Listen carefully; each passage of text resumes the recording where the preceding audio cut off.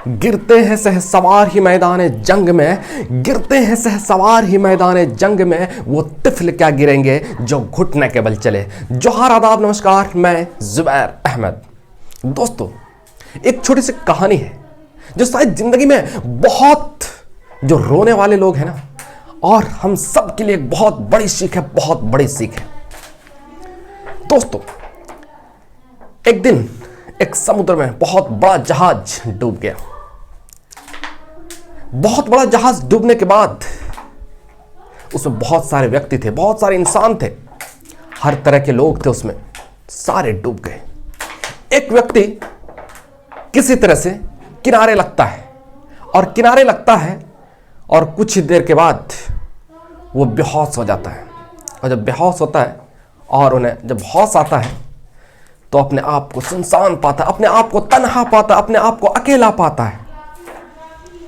तो रब्बुल आलमीन से अल्लाह रब्बुल आलमीन से दुआ करता है, प्रार्थना करता है, ईश्वर से, गॉड से प्रार्थना करता है, प्रेयर करता है कि ऐ मेरे मालिक, ऐ मेरे खालिक, किसी के लिए भेज, तो मेरी मदद के लिए किसी को भेज। बहुत दुआ करता है, बहुत दुआ करता है, बहुत दुआ करता है, कोई नहीं आता मदद करने के लिए। जब नहीं आता मदद करने के लिए वो निराश हो जाता है और वो दुआ करना छोड़ देता है। दुआ करना जब छोड़ देता है तो एक दिन नारियल का पेड़ पर चढ़ता है और वहां से कुछ डालियां काटता है, और जब काट करके नीचे गिराता है और जो है रस्सी की सहायता से मतलब बांध करके एक घर तैयार कर लेता है, एक झोपड़ी तैयार कर लेता है और उसमें रहने लगते हैं।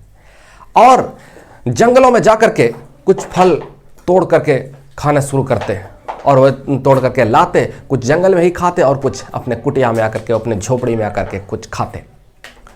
तो एक दिन जंगल गए हुआ था और किसी वजह से उसकी झोपड़ी में आग लग गई। आग लग गई, पूरा घर, पूरा झोपड़ी जल करके राख हो गया, कुछ भी नहीं बचा। वहां से जंगल से जब लौटते हैं, देखता है कि मेरा घर पूरा जल करके तहस नहस हो चुका, पूरा घर बर्बाद हो चुका है। ये देख करके उसके आंख से आंसू आ गए, और फिर आसमान की तरफ देखते हैं और कहते हैं कि मैंने कितना आपसे मांगा, कितना आपसे मांगा, कितना आपसे मांगा, आपने नहीं भेजा। कितना मदद आपसे मांगा, आपने कोई मदद नहीं की। मैंने किसी तरह से एक झोपड़ी बनाया था, वो भी आपने जला दिया। आखिर आप चाहते क्या हो? पूरी रात कोसता रहा, किसी तरह से रात बीती। जब सुबह आंख खुली तक देखता है बहुत बड़ा जहाज आया हुआ है। और जब जहाज आता है तो वो जहाज पर सवार होते हैं और उनसे पूछते हैं कि तू कौन है, यहां क्यों आया है? तो वो कहते हैं कि बात दरअसल ये है कि कल जो तूने जो आग लगाई थी, सिग्नल जो दिया था, तो मैं इसी सिग्नल को देख करके मैं यहां पर पहुंच गया। तब उसे समझ में आई कि बात दरअसल कल जो मेरे झोपड़ी में आग लगी थी ना, इसको देख करके ये सिग्नल समझ रहे थे, और इसको देख करके अब जब मेरी मदद के लिए भेजता है तो फिर शुक्रिया अदा करता है। इस दोस्तों से कहानी से बहुत हमें सीख मिलती है कि हमारे हालात जितने भी बुरे आ जाए, जितने भी बुरा विपरीत परिस्थितियां आ जाए, जितने भी बुरी परिस्थितियां आ जाए, निराश नहीं होना है, बल्कि हर हाल में उसको पुकारना है, और अपनी मेहनत, अपनी लगन के साथ अपनी मेहनत करिए, और मेहनत का फल, मेहनत का परिणाम, मेहनत का रिजल्ट जरूर है कि आएगा। हमें अगर मुश्किलों में पहाड़ जैसी हमें मुश्किल अगर दिखाई देती हो तो कोई बात नहीं है, घबराने की कोई बात नहीं है, निराश होने की कोई बात नहीं है। जो इस दुनिया में करोड़ों, लाखों, करोड़ों, अरबों लोगों को जो चला रहे हैं, आखिर उन्होंने भी कुछ सोचा होगा ना। जो आपको ये मुसीबत आए, उन्होंने भी तो कुछ सोचा होगा ना।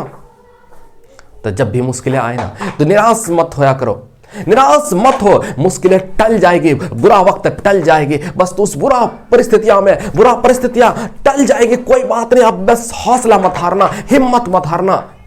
जब हिम्मत नहीं हारोगे, जब हौसला नहीं हारोगे ना, तो जरूर है एक दिन तुम्हारा ऐसा परिणाम आएगा कि लोग आपका मिसाल देंगे, लोग आपकी काबिलियत की तारीफ करेंगे, लोग आपकी तारीफ करेंगे, लोगों की आपकी तारीफ करते हुए लोगों की जुबान